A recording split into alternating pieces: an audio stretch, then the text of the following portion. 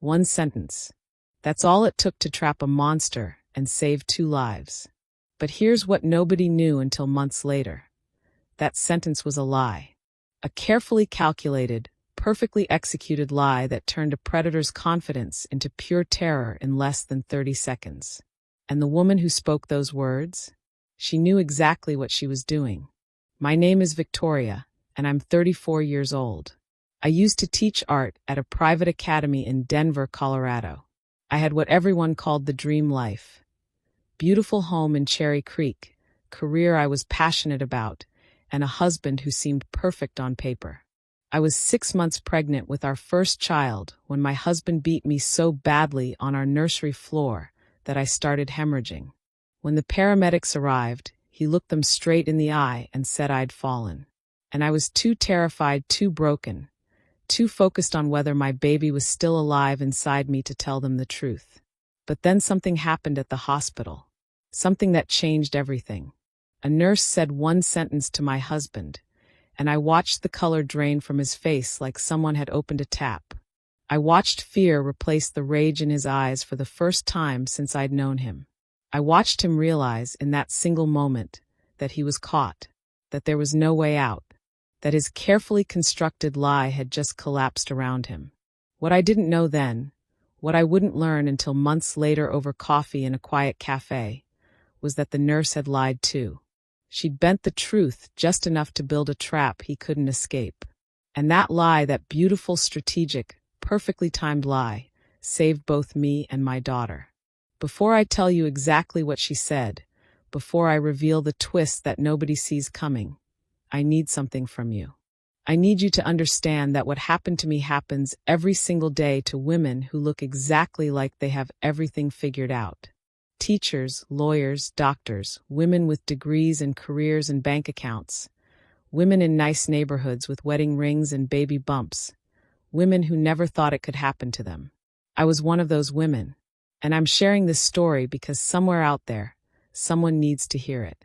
Someone needs to know that there's a way out, even when it feels like there isn't. So hit that like button right now. Subscribe to this channel.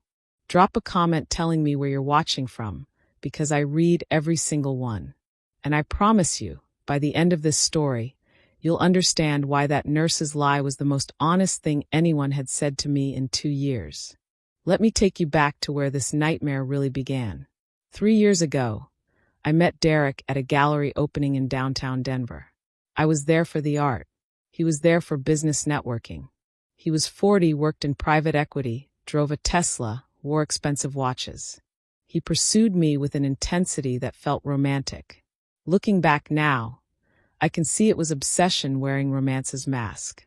But I was 31, watching friends get married and have babies, wondering if I'd missed my window. Derek seemed like the answer to questions I'd been asking myself for years. We dated for 7 months. He texted me constantly, called if I didn't respond within minutes, showed up at my school unannounced to bring me coffee, which my colleagues thought was sweet. What they didn't see was how his smile would tighten if another male teacher spoke to me, how he'd want to know every detail of where I'd been, who I'd talked to, what we'd discussed. How he'd check my phone when he thought I wasn't looking. I told myself it meant he cared, that he was invested, that after dating so many emotionally unavailable men, Derek's attention was refreshing. We were married 4 months after he proposed. Small ceremony, just family and close friends. His mother Diane made it clear from day one that no woman would ever be worthy of her precious son. She criticized my dress, my hair, my family's toast at the reception. Derek would laugh it off, say that's just how she was. Say she'd raised him alone after his father left when he was young, that she was protective, that she meant well. He expected me to take it, to smile and absorb her venom like it was love. And because I wanted to be a good wife, I did. The first year of marriage felt fine, or at least I convinced myself it did. Derek's attentiveness morphed into surveillance. He wanted my location shared on his phone at all times. Questioned why I stayed late for parent-teacher conferences. Made comments about male colleagues that weren't quite accusations, but hung in the air like threats. He controlled our finances. gave me an allowance like I was a child even though I had my own income. When I brought it up, he'd say he was protecting our future, that he was better with money, that I should trust him. So I did. I buried my instincts. I silenced the voice in my head that said this wasn't normal. When I got pregnant, I cried tears of pure joy. We'd been trying for 8 months. I thought a baby would soften him, would remind him what mattered. For about 2 weeks, it did. He told everyone we knew, posted ultrasound pictures online, talked about becoming a father with genuine excitement. Then my body started changing, and so did he. The comments started small. Observations about how much weight I was gaining. Suggestions about what I should and shouldn't eat. As my belly grew, his criticism intensified. He'd say things like, "You need to be careful not to let yourself go completely," while I was literally creating a human being inside my body. He'd police my meals, questioning every snack, every craving. When I was exhausted from teaching all day while growing a child, he'd accuse me of being lazy, of using pregnancy as an excuse, of not keeping the house perfect enough, not cooking elaborate enough meals, not being attentive enough to his needs. By 6 months pregnant, I was walking on eggshells made of glass. I'd come home from school absolutely drained and spend hours cleaning, cooking, catering to Derek's demands while my back ached and my feet swelled and my daughter kicked inside me like she could sense my stress. I did it because keeping him happy meant keeping the peace. And I needed peace. I needed calm for my baby's sake.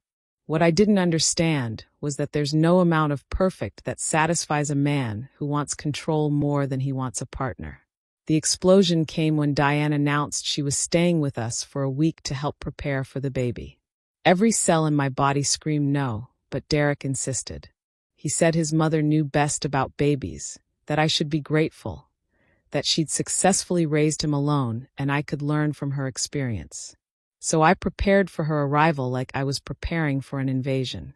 I deep cleaned every room. I stocked her favorite foods. I arranged the guest room exactly how she'd want it.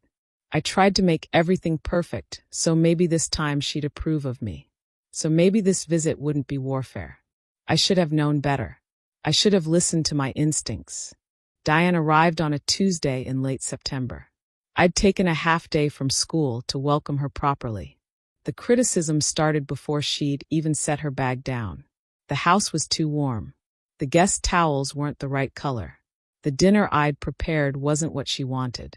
I smiled through it all, biting down on responses that wanted to escape, tasting blood from how hard I clenched my jaw. Derek said nothing to defend me. He just nodded along with his mother, agreed with her complaints, apologized to her for my failures. I was 6 months pregnant, exhausted, being treated like hired help in my own home, and my husband acted like I deserved it. The next 4 days were psychological torture. Diane reorganized my kitchen without asking, threw away spices she deemed unnecessary, rearranged my pantry according to her system. She went through my closet and made cutting remarks about my maternity clothes, said I looked frumpy, that I wasn't making enough effort for Derek. She invaded the nursery I'd lovingly decorated and criticized everything. The colors were wrong. The furniture placement was bad. I clearly had no maternal instinct if this was the best I could do. And every single time, Derek agreed with her. Every single time, he validated her criticism and dismissed my feelings. I felt myself disappearing in my own home, erased by the 2 people who should have been supporting me most. On Friday afternoon, I came home from teaching to find Diane in the nursery completely rearranging everything. The crib was in a different corner. The dresser had been moved. The decorations I'd carefully chosen were taken down and replaced with dated items from Derek's childhood that she'd brought from her house. She'd violated my space, the one room that was supposed to be mine and my daughter's, and decorated it like Derek was being born again instead of my baby girl. I stood in the doorway, feeling my daughter kick inside me as if she could sense my distress, and something inside me fractured. Not broke, fractured. A hairline crack that let just enough light through to remind me I was still in there somewhere under all the compliance and fear. I walked into the room. My voice shook, but I kept it calm. I said, "Diane, I appreciate you wanting to help, but I had the nursery arranged the way I wanted it. I'd really like to put it back the way it was." She turned to look at me like I'd just spit in her face. Pure venom radiated from her expression. She said, "Excuse me? I've actually raised a child, Victoria. I know what I'm doing. This room was a disaster, and I fixed it. You should be thanking me instead of questioning me." Something shifted in my chest. Maybe it was pregnancy hormones. Maybe it was 4 days of relentless criticism. Maybe it was 2 years of swallowing my dignity and choking on it. But I couldn't do it anymore. I couldn't let her take this from me too. She'd taken my kitchen, my closet, my autonomy, my husband's respect. She wasn't taking my daughter's nursery. I said, firmer now, "This is my baby's room. I'm her mother. I want it the way I set it up. Please don't go through my things without asking first." It was barely assertive. It was the barest minimum of standing up for myself. But to Diane, it was the ultimate act of disrespect. Her face flushed red. She started yelling, actually screaming at me in my own home about how ungrateful I was, how spoiled, how I didn't know the first thing about being a mother, how Derek had made a terrible mistake marrying me, how I'd never be good enough for her son, how she'd sacrificed everything to raise him, and I was just some entitled brat who couldn't appreciate what I had. The words kept coming like knives thrown at close range, each one designed to wound. I stood there with my hand protectively over my belly, tears streaming down my face, trying to speak, trying to defend myself, but she wouldn't stop.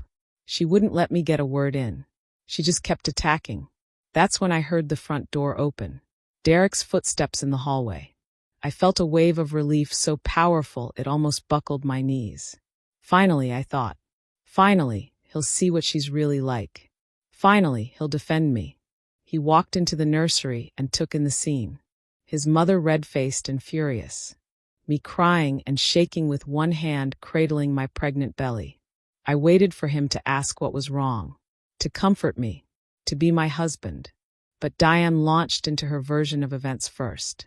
She told him I'd been horrible to her all week, that I'd screamed at her for trying to help, that I'd told her she didn't know what she was doing, that I'd been disrespectful and cruel. Every word was either a complete lie or a twisted perversion of truth. But Derek didn't even look at me, didn't ask for my side of the story. He just believed her. Immediately. Completely. I watched his face change, watched the mask slip, watched something cold and terrifying take over his expression. His jaw clenched. His hands formed fists at his sides. He turned to me with a look of pure hatred that made my blood turn to ice in my veins. He said, his voice low and dangerous, "How dare you? How dare you disrespect my mother after everything she's done for us?" I tried to speak, tried to explain that wasn't what happened, but he cut me off. "She came here to help you because God knows you need it, and this is how you treat her." He called me a name so vile I won't repeat it, a word no husband should ever call his wife, a word that made me recoil. I was in shock. I couldn't process what was happening. This was Derek, my husband, the father of my baby, and he was looking at me like I was garbage, like I was nothing, like he wanted to hurt me. I said, barely a whisper, "Derek, please. Let me explain. That's not what happened." But he didn't want to hear it. He took a step toward me, and I instinctively stepped back. Something in his eyes terrified me in a way I'd never experienced before. Something primal and dangerous that my body recognized even if my brain couldn't accept it yet. Diane just stood there watching with this look of satisfaction on her face. She wanted this. She'd orchestrated it. She'd lit the match, and now she wanted to watch me burn. Derek grabbed my arm. His fingers dug into my flesh so hard I gasped. He pulled me close to his face, so close I could feel his breath, and said, "You will apologize to my mother right now." I was shaking, terrified, but I managed to say, "Derek, you're hurting me. Please let go." He didn't let go. He tightened his grip. I cried out in pain. And that's when everything went completely, horrifically wrong. He shoved me. Hard. I stumbled backward, trying to catch my balance, trying to protect my belly, but I fell. I hit the nursery floor with a sickening thud, landing partially on my side, my hands instinctively wrapping around my stomach to shield my daughter. The impact knocked the wind from my lungs. For a moment I couldn't breathe, couldn't think, could only feel pure animal terror. And before I could even process what had just happened, before I could get up or crawl away, Derek was on me.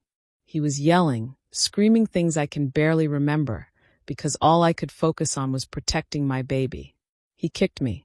His foot connected with my back, and the pain was blinding, radiating through my entire body. I curled into a ball, arms wrapped around my belly, crying, begging him to stop, begging him to think about the baby, begging him to remember I was his wife, that this was his daughter inside me. But he didn't stop. He kicked me again, and then he was kneeling over me, and his fists were hitting me. My shoulders, my arms, my back. I was screaming, pleading, sobbing for him to stop, to please think about our daughter. But it was like he couldn't hear me, like he'd become someone else entirely, something else entirely. The pain was everywhere, but worse than the physical agony was the terror. The absolute horror of knowing that my husband was beating me while I was pregnant with his child. I couldn't protect myself and protect my baby at the same time. I was so scared, so terrified that he was going to hurt her, that his rage was going to kill our daughter. I don't know how long it lasted. It felt like hours and seconds simultaneously. Time distorted, reality fractured. But suddenly he stopped. He stood up, breathing hard, and I heard Diane's voice saying something about how I'd brought this on myself, how I needed to learn respect. She'd watched her son beat his pregnant wife, and she was justifying it, condoning it. I lay there on the floor of the room I'd decorated with so much love, curled around my belly, sobbing and shaking. And then I felt it, the wetness between my legs, the warm blood soaking into my clothes. Terror ripped through me unlike anything I'd ever experienced. Something was wrong with my baby. I screamed. I screamed that I was bleeding, that something was wrong, that we needed to call 911 right now. Marcus's face changed again. The rage disappeared, replaced by fear and panic. Suddenly he was the concerned husband, kneeling beside me, trying to touch me. I flinched away from him, disgusted, terrified. He was saying, it's okay, we'll get you help. Like he wasn't the reason I needed help in the first place. What I didn't know was that my neighbor, Mrs. Patterson, an elderly widow who lived next door, had heard everything. She'd heard me screaming and begging for my life and begging for my baby's life. And she'd called 911. Suddenly there were sirens. Paramedics were in my house, in my nursery, asking questions I could barely answer through the pain and terror. They were professional, efficient, careful, but I could see the concern in their eyes when they saw the blood, when they assessed my injuries, when they checked my vital signs. They loaded me onto a stretcher, and Derek was right there, playing the role of distraught husband perfectly. He held my hand, the hand attached to the arm he'd brutalized minutes before, and told the paramedics I'd fallen, that I'd tripped on something in the nursery and gone down hard. He was lying with me bleeding and broken right there in front of him, lying to save himself. And I was too weak, too scared, too focused on whether my daughter was still alive inside me to contradict him. I just needed to get to the hospital. Nothing else mattered. The ambulance ride was a blur of pain and monitoring equipment. The paramedics were checking my baby's heartbeat, and I kept asking, is she okay? Can you hear her? Please tell me she's okay. They were reassuring but vague. They said things like, we're getting you to the hospital and they'll take good care of you both. That's when I knew something was really wrong. They wouldn't give me a straight answer because they were worried too. I'd lost a lot of blood. I was having contractions.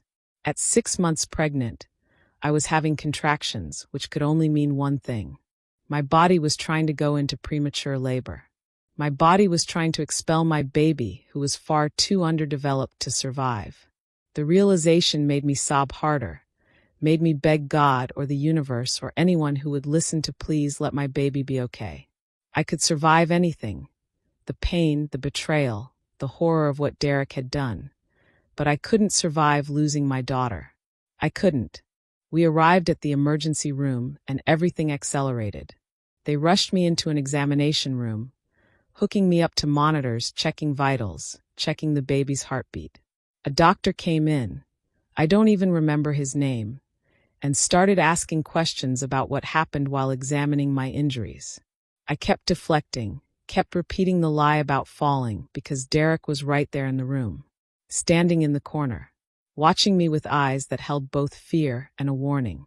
I was afraid to tell the truth with him there, afraid of what he might do later, what might happen when we got home, even after what he'd done, even bleeding and battered in a hospital bed. I was still afraid of my husband. The baby's heartbeat was there, faint, irregular, concerning, but there, alive. But I was still bleeding, still having contractions. The doctor said they needed to stop the labor immediately, or my baby wouldn't survive. They needed tests, ultrasounds, monitoring. They started 4 medications to halt the contractions and gave me something for the pain. Then they said they needed to do a full examination of my injuries, to document everything for medical records. That's when she came in, the woman who changed everything. The woman whose name I will remember for the rest of my life as the person who saved both me and my daughter. Her name was Rebecca. She was a nurse in her mid-40s with kind eyes and an air of absolute authority. She introduced herself and started the intake process calmly, asking routine questions about my medical history, my pregnancy, and then about my injuries. She asked how I got hurt, and I repeated the lie Derek had fed me, said I'd tripped and fallen in the nursery. But Rebecca looked at me, really looked at me. Then she looked at my injuries with the practiced eye of someone who'd seen this before. She was quiet for a moment, and I could see her brain working, see her putting pieces together that didn't fit the story I was telling. She asked if I could lift my shirt so she could document the injuries on my back and sides. I did, wincing in pain, and I heard her sharp intake of breath when she saw the bruising already forming, the pattern of it, the severity, the way it was clearly not consistent with a simple fall. She stepped back and looked at Derek, who was still standing in the corner, trying to look concerned and worried. And then Rebecca did something that changed everything. Something so brilliant and calculated and perfectly executed that I still get chills thinking about it. Her voice was calm, professional, but there was steel underneath when she spoke. She said, "Sir, I need you to know that by law, we photograph all injuries on pregnant patients who come through our ER, especially injuries consistent with trauma. These photographs are automatically sent to our hospital's domestic violence task force and to the police department. There's nothing anyone can do to stop that process once it's triggered. It's hospital policy, completely automatic, and it's out of everyone's hands. The moment a pregnant patient comes in with injuries like this, the protocol activates. So those photos, they're already on their way to the authorities. Just so you're aware." The room went completely silent. I watched Derek's face, and I will never forget what I saw. The color drained from his skin, like someone had pulled a plug. His eyes went wide. His mouth opened slightly. He froze, completely froze, like someone had hit pause on him. He understood what she'd just said. She'd told him in the politest, most professional way possible that he was caught, that there was evidence, that the authorities were already involved, that his abuse had been documented and reported, and there was absolutely nothing he could do to stop it. She'd backed him into a corner, and he knew it. For the first time since this nightmare began, I saw fear in his eyes instead of rage. Rebecca then turned to me and said very calmly, "Mrs. Hayes, I need to ask you something important. The pattern of these injuries, the bruising on your arm that looks like finger marks, the bruising on your back and sides, the way they're distributed, they're not consistent with a simple fall. I've been a nurse for 20 years, and I've seen a lot of injuries from falls. These don't look like that. So I'm going to ask you one more time, And I need you to be completely honest with me because your health and your baby's health depend on me understanding exactly what happened. How did you really get these injuries? I looked at Derek. He was staring at me, face pale, jaw clenched, trying to signal me with his eyes, trying to will me to keep lying for him. But something had broken inside me when Rebecca spoke. She'd given me an opening. She'd told me without saying it directly that I was safe, that he was caught, that I didn't have to protect him anymore. And more than that, she'd done it in a way that made him powerless to stop what was coming. But I still couldn't speak. Not with him in the room. I was too afraid, too conditioned. Rebecca saw my hesitation, saw me glance at Derek, and she understood immediately. She said, "You know what? I actually need to get some supplies from the storage room. And sir, while I'm gone, I'm going to need you to step outside for just a moment.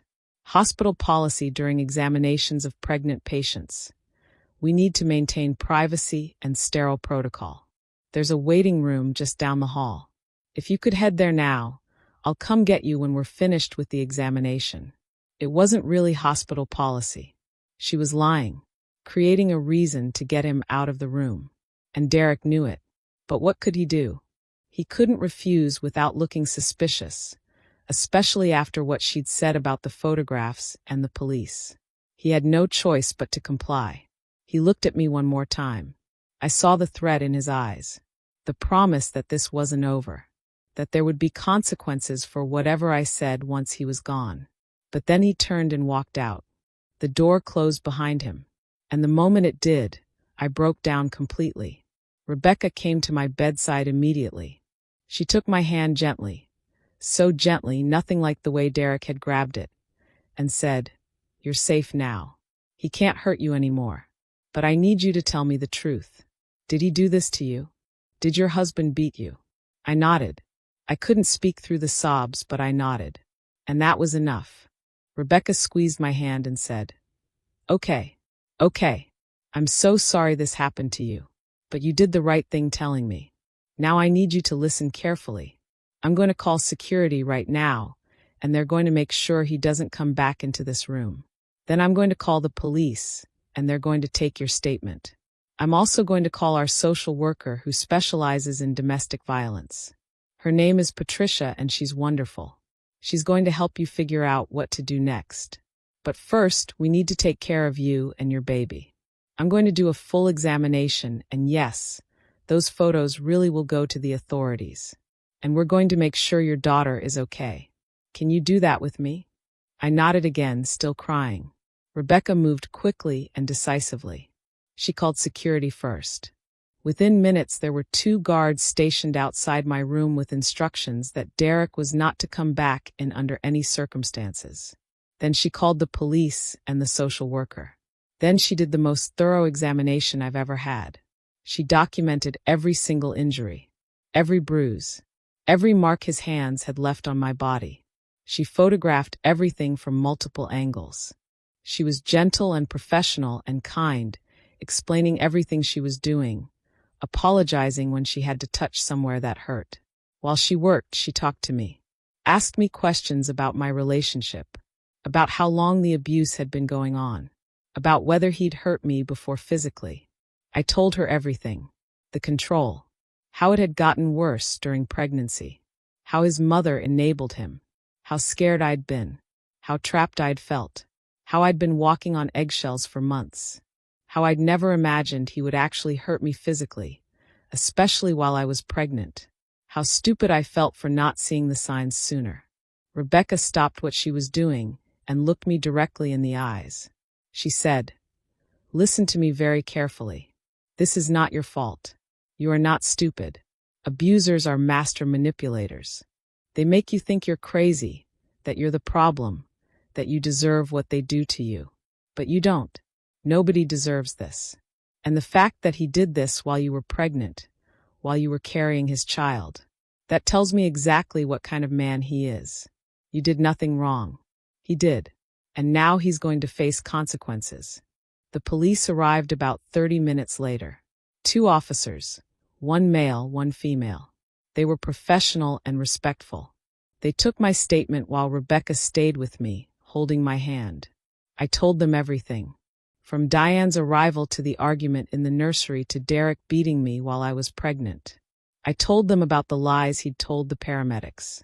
I told them I was afraid of what he'd do when he found out I'd told the truth. The female officer assured me they would arrest him, that he wouldn't be going home, that they would help me get an emergency restraining order. She said that in Colorado, domestic violence against a pregnant woman carried enhanced charges, that it was taken very seriously, that with the evidence Rebecca had collected, my statement, and the 911 call from my neighbor, they had more than enough to charge him. Patricia, the social worker, arrived around the same time. She sat with me and explained my options. She talked about restraining orders, safe houses if I needed somewhere to go, legal aid, support groups. She gave me pamphlets and phone numbers and resources. She told me that whatever I decided to do next, I didn't have to do it alone, that there were people and systems in place to help me. For the first time in hours, in months maybe, I felt like I could breathe, like maybe I could survive this. The doctors managed to stop my contractions. The bleeding slowed and then stopped. My daughter's heartbeat stabilized, grew stronger. They did an ultrasound and she looked okay. No signs of placental abruption. No signs of distress. It was a miracle. After everything, after the trauma my body had endured, my daughter was still fighting, still holding on. The doctor said I'd need to stay in the hospital for at least 48 hours for monitoring, that I'd need bed rest for the remainder of my pregnancy, that this was high risk now and they'd need to watch me closely. But she was alive. My baby girl was alive. And that was all that mattered. The police went to talk to Derek in the waiting room. I don't know exactly what was said, but I know they arrested him there at the hospital. They took him away in handcuffs, charged him with felony domestic violence, assault on a pregnant woman, and several other charges. They also took a statement from Diane, who'd apparently tried to leave when she saw the police coming, but was stopped. And here's the beautiful irony. Diane, in her arrogance, in her absolute conviction that her son had done nothing wrong, actually corroborated my story. She admitted he'd hit me. She justified it, said I deserved it for disrespecting her. But she admitted it happened. She handed them a confession wrapped in justification without even realizing what she'd done. The police told me later that her statement actually strengthened their case because it confirmed the assault and showed a pattern of abuse being normalized and enabled in that family. She destroyed her own son trying to defend him. I called my parents from the hospital. They drove the 3 hours from Boulder immediately. When they arrived and saw me bruised, battered, hooked up to machines monitoring my baby, my mother broke down. My father looked like he wanted to commit violence himself. They couldn't believe it.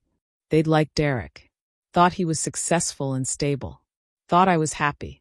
They'd had no idea what was happening behind closed doors because I'd hidden it so well, made excuses, covered for him, smiled through it. My mother held me while I cried and told them everything. My father kept saying he wished he'd known, that he would have gotten me out. But I told them it wasn't their fault. It was Derek's fault. Only Derek's. I stayed in the hospital for 3 days just to be safe. The doctors wanted to make absolutely certain my daughter was stable before discharge.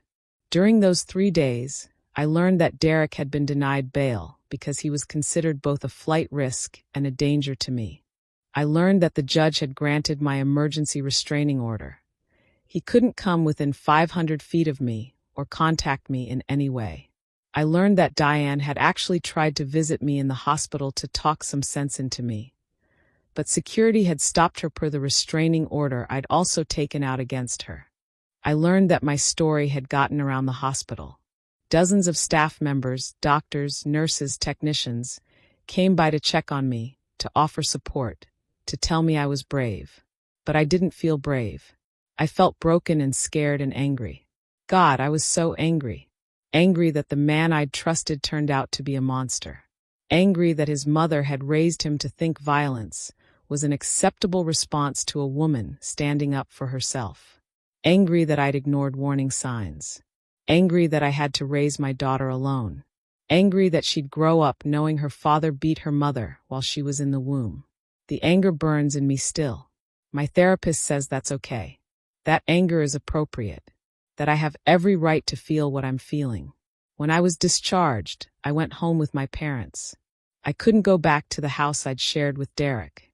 The thought of being in that nursery where he'd beaten me made me physically ill. My parents packed up my things and moved me back into my childhood bedroom. I was 34 years old, 6 months pregnant, living with my parents again because my husband had tried to kill me and our baby. The humiliation was almost as bad as the physical pain. Almost. The legal process started immediately. I filed for divorce.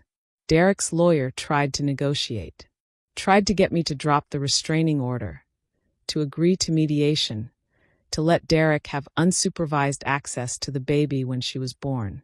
I refused everything. My lawyer, a fierce woman named Amanda who specialized in domestic violence cases and worked with me pro bono through a legal aid program, made it very clear that Derek was lucky I wasn't pushing for termination of parental rights. She argued he'd forfeited any right to be a father when he'd beaten me while pregnant with his child, when he'd endangered our daughter's life with his violence. The prosecutor on the criminal case was equally aggressive, refusing to offer plea deals, insisting this go to trial. But Derek pleaded guilty. His lawyer advised him that with the evidence, the photographs, my statement, the neighbor's 911 call, his own mother's statement, he would lose at trial and face maximum sentencing. So he pleaded guilty to felony domestic violence and assault on a pregnant woman in exchange for a slightly reduced sentence. He got 3 years in prison, 5 years probation after that, mandatory anger management classes, supervised visitation only if I agreed to allow it once he was released. The judge also upheld the restraining order indefinitely. Derek would never be allowed near me again without legal supervision. It wasn't enough.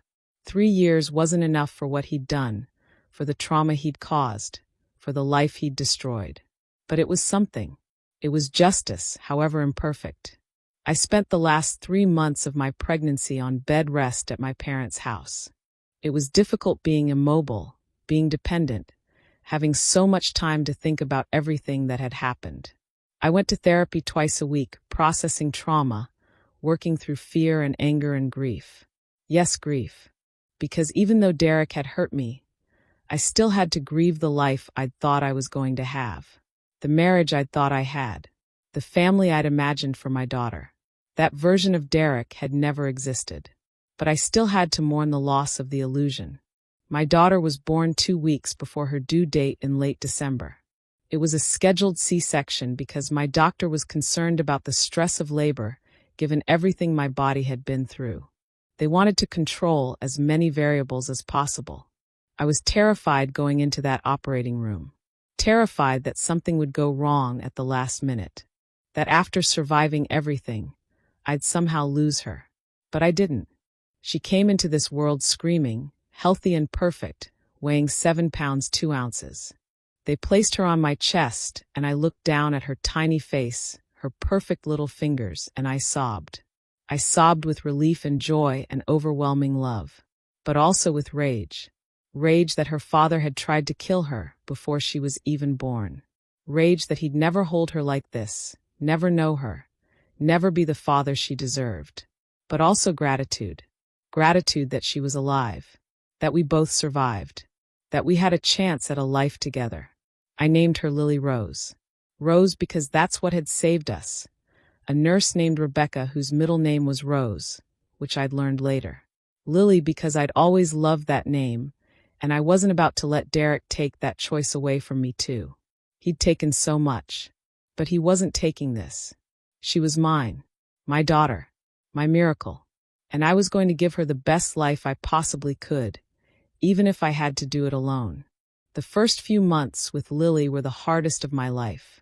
I was recovering from major surgery, dealing with postpartum hormones, caring for a newborn, and processing severe trauma all simultaneously. I had nightmares constantly.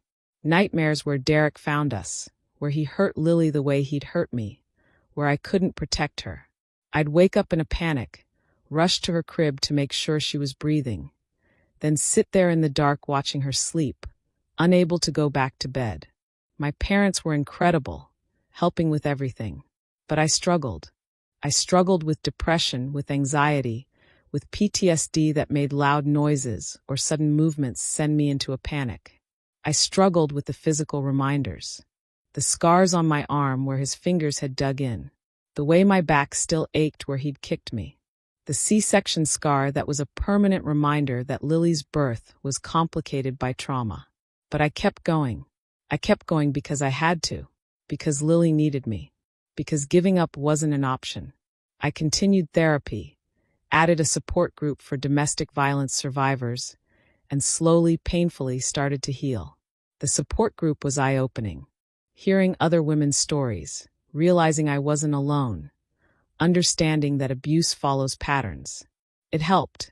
It made me feel less isolated, less stupid, less like this was my fault. These women understood the shame and the fear and the anger in a way that even my well-meaning parents couldn't. And they celebrated victories with me. The first night I slept through without nightmares. The first time I went to the grocery store alone without having a panic attack. The first time I could talk about what happened without crying. The divorce was finalized when Lily was 4 months old. Derek didn't contest anything. He signed over our house to me. I sold it immediately, could never live there again, and agreed to child support, though I knew I'd never see most of it while he was in prison. His lawyer tried one more time to negotiate visitation rights, but I refused. I told my lawyer he could petition the court when he got out if he wanted, but I wasn't agreeing to anything now.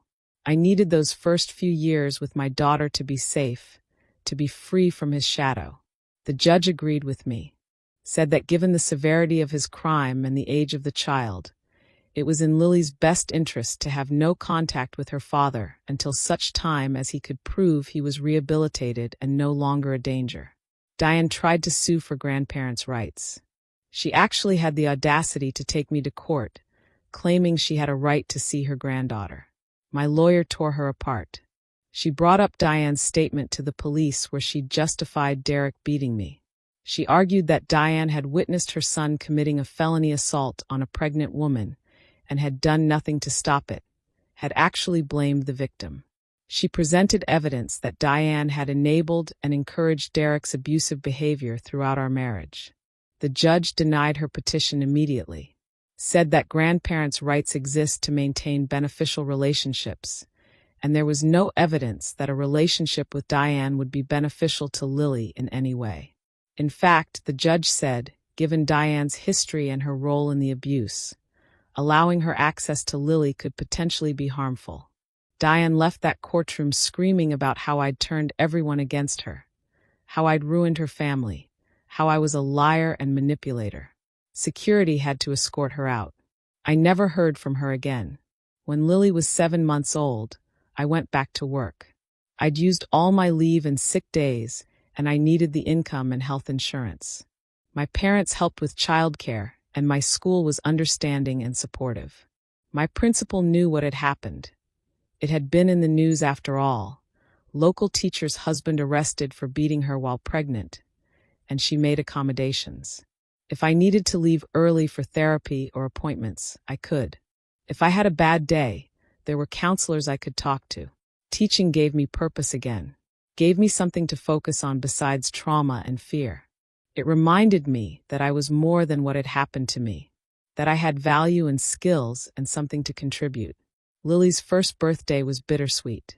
I threw her a small party with my parents, a few close friends, and some support group members who'd become like family.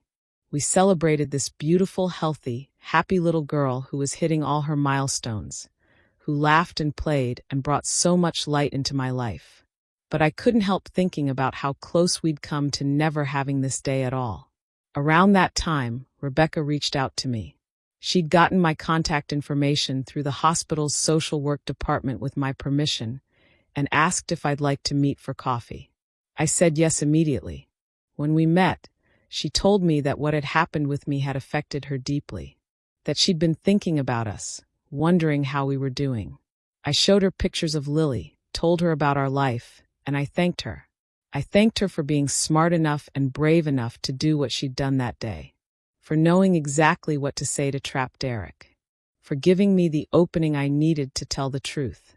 She got emotional, said that in 20 years of nursing, she'd seen too many women and babies lost to domestic violence, that she'd learned to spot the signs and act fast. She said she'd suspected what really happened the moment she saw my injuries, and she'd known I wouldn't tell the truth with him in the room. So she'd had to find a way to get him out and protect me at the same time. I asked her about what she'd said, about the photographs being automatically sent to the police. And that's when she told me the truth. That's when the twist I never saw coming finally revealed itself. Rebecca smiled, a sad, knowing smile, and said, "We do photograph injuries on pregnant patients, and we do report suspected abuse to the authorities. But it's not automatic, and it's not immediate the way I made it sound. There's no protocol that triggers the instant a pregnant woman comes in with injuries." I exaggerated. I bent the truth to scare him, to make him think he was already caught, so he wouldn't try to intimidate you or stop you from talking. I needed him to believe there was no point in trying to control the narrative anymore, because the evidence was already in police hands. It was a gamble, but it worked. I just stared at her, absolutely stunned. She'd lied. She'd deliberately, strategically lied to trap my abuser. She'd weaponized his fear against him. She'd backed him into a psychological corner with nothing but words, and he'd fallen for it completely. And that lie, that beautiful calculated lie, had saved my life and my daughter's life. Rebecca continued, "I've learned over the years that abusers are often cowards at their core. They're brave when they have control, when they're the ones with power. But the moment they think they've lost that control, the moment they believe they're caught, a lot of them fold. I saw how he was watching you. I saw the fear in your eyes every time you looked at him. I knew you wouldn't tell me the truth with him in the room. So I had to get him out. But I also had to make sure he didn't try to threaten you on his way out or convince you to stick to his story. The only way to do that was to make him believe it was already too late, that the damage was done, that fighting it was pointless. So you lied to save me," I said, my voice barely above a whisper. "I told him a version of the truth that served your best interests instead of his," she said. "There's a difference. We do have protocols. We do document. We do report. I just made it sound more automatic and immediate than it actually is. I made him think the system had already caught him when really, you were the one who was going to catch him by telling me the truth once he was gone. I just gave you the safety and the opening to do that." I started crying then. Not sad tears. Grateful tears. Overwhelmed tears.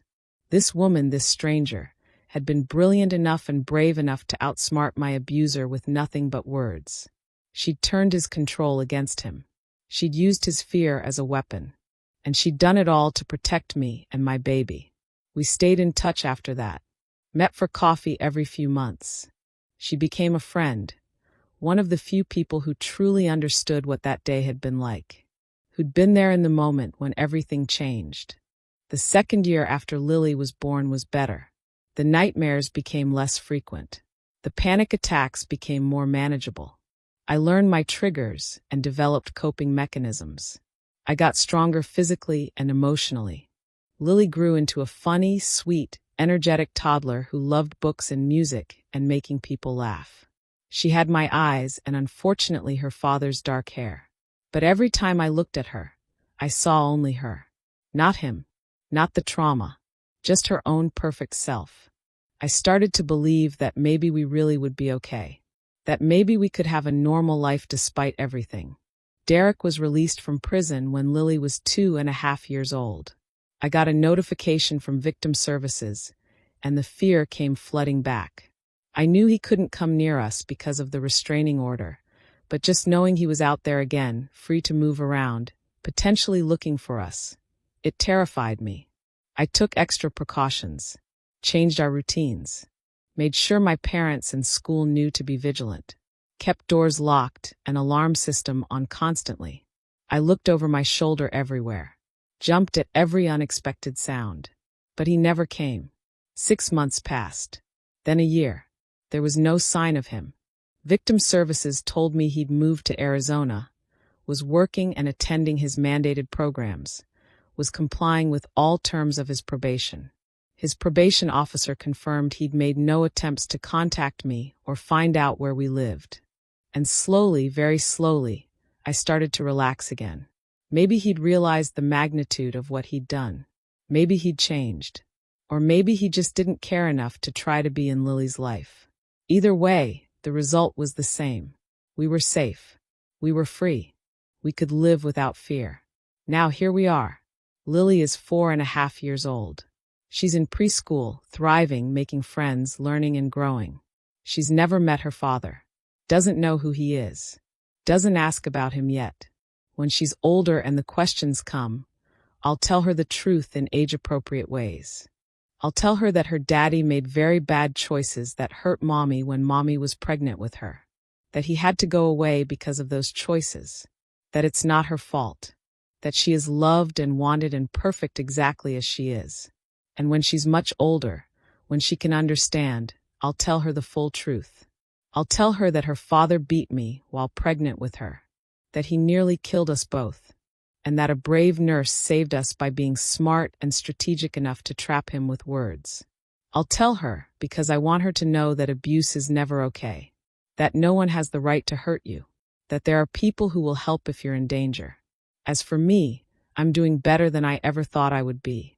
I still have bad days where the trauma feels fresh and overwhelming. I still have moments where a man's raised voice or sudden movement sends my heart racing. I still have scars, physical and emotional, that will never fully fade. But I also have good days now. More good days than bad. I have my daughter who brings me more joy than I knew was possible. I have my parents who supported me through the darkest time of my life. I have my friends, my support group, my therapist, my students, my purpose. I have my life back. A life that's mine. That no one controls but me. I went back to dating last year, which was terrifying but necessary. I needed to prove to myself that I could trust again. That not all men were like Derek. I've been seeing someone for 8 months now. A gentle, kind elementary school teacher who knows my history and has never once made me feel unsafe. It's slow and careful and I'm taking my time. But it gives me hope that maybe someday I can have a healthy relationship. That maybe I can show Lily what love is supposed to look like. I also started speaking publicly about domestic violence. It started small, sharing my story at a fundraiser for a local women's shelter. But it's grown from there. I've spoken at schools, community centers, conferences for healthcare workers. I tell my story not because I want pity or attention, but because I want people to understand how common this is, how it can happen to anyone, how important it is to watch for the signs and help when you can. I talk about the warning signs I missed, the controlling behavior, the isolation, the way Derek made everything about him and his needs. I talk about how abuse often escalates during pregnancy, how vulnerable women are when they're pregnant, how critical it is that healthcare workers are trained to spot and respond to abuse. And I always talk about Rebecca and what she did that day, because her quick thinking and bravery saved our lives. And more healthcare workers need to know that they have that power, that a few well-chosen words, even words that bend the truth, can change everything. The advocacy work has given me purpose beyond just surviving. It's turned my trauma into something meaningful, something that can help others. Every time I speak, women come up to me afterward and share their own stories, or tell me they've been worried about a friend or family member, and now they know what to do. Or thank me for giving them courage to leave their own abusive relationships. Those conversations make everything worth it. They make me feel like what happened to me and Lily wasn't just random violence, wasn't just meaningless suffering. It's part of a larger story about survival and resilience and the power of speaking truth. But here's what I want you to understand. What I need everyone watching this to understand. What happened to me can happen to anyone. I was educated, employed, financially independent, surrounded by family and friends. And I still ended up on my nursery floor being beaten by my husband while 6 months pregnant. Abuse doesn't discriminate. It doesn't only happen to certain types of women or in certain types of relationships. It happens behind closed doors in nice houses in good neighborhoods to women who look like they have it all together. And that's why we have to talk about it. We have to share these stories, uncomfortable as they are, because silence protects abusers. Silence allows them to operate, to hurt, to destroy lives while everyone around them pretends not to see. If you're watching this and you're in an abusive relationship, I need you to hear me. It's not your fault. You didn't cause this. You can't fix him. You can't love him enough or be perfect enough or compliant enough to make him stop. Abusers abuse because of who they are, not because of what you did or didn't do. And you deserve better. You deserve to be safe, to be respected, to be loved without fear. I know leaving feels impossible. I know you're scared of what he'll do, of how you'll survive, of being alone. But I'm here to tell you that whatever you're scared of, it's not as bad as staying. It's not as bad as ending up in the ER bleeding and wondering if your baby is going to survive. It's not as bad as living the rest of your life looking over your shoulder, walking on eggshells, teaching your children that this is what love looks like. There are people who will help you. Shelters, hotlines, legal advocates, social workers, counselors, support groups. An entire infrastructure of people dedicated to helping domestic violence survivors escape and rebuild. You don't have to do it alone. You don't have to have it all figured out before you leave. You just have to take the first step. The National Domestic Violence Hotline is 1-800-799-7233. They're available 24/7. They'll help you make a safety plan, find resources, figure out next steps. And if you can't call because he monitors your phone, you can text START to 88788. There is help available. You just have to reach for it. And if you're watching this and you're not in an abusive relationship, but you suspect someone you know might be, please pay attention. Look for the signs, the controlling behavior, the isolation, the way she always has excuses for bruises or canceled plans, the way she can't do things without checking with him first. Please create opportunities for her to talk to you privately. Please believe her if she tells you what's happening. Don't judge her for staying or for going back. Leaving takes an average of 7 attempts. Offer practical help. Let her know she can stay with you. Help her research resources. Your support could save her life. And to the healthcare workers watching this, especially those in emergency rooms and obstetrics, thank you for the work you do. Thank you for being the ones who see us at our most vulnerable, who piece together truth from the lies we tell to protect our abusers. Please keep watching for the signs. Keep asking questions gently but persistently. Keep documenting everything, taking photos, following protocols, reporting what you see. And please, if you ever find yourself in a situation like Rebecca was in that day with me, please be brave enough to do what she did. Be smart. Be strategic. Find a way to separate the victim from the abuser. Find a way to make the abuser believe he's caught, that there's no point continuing to intimidate or control. Use your authority, your knowledge of the system, your position to protect vulnerable patients. You have more power than you realize. You can be the difference between someone dying and someone surviving. I think about that day in the hospital all the time. I think about how different things could have been if Rebecca hadn't been my nurse, if she hadn't been trained to spot abuse, if she hadn't been brave enough and smart enough to do what she did. I might have gone home with Derek. He might have hurt me again, hurt Lily after she was born. We might not be here at all. But Rebecca gave me a chance, gave us both a chance, and I will spend the rest of my life grateful for that. She's the reason I'm here today, healthy and whole, raising my daughter in safety and peace. She's the reason Lily is thriving instead of growing up in a home filled with violence. Or worse, not growing up at all. So thank you, Rebecca. Thank you for seeing me, for believing me, for protecting me when I couldn't protect myself. Thank you for being exactly who I needed in that moment. Thank you for showing me that there are good people in this world who will fight for strangers, who will put themselves on the line to do what's right. You're my hero, and you always will be. And to everyone else watching, thank you for listening to my story. Thank you for taking the time to hear about the worst day of my life and how I survived it. Please share this video.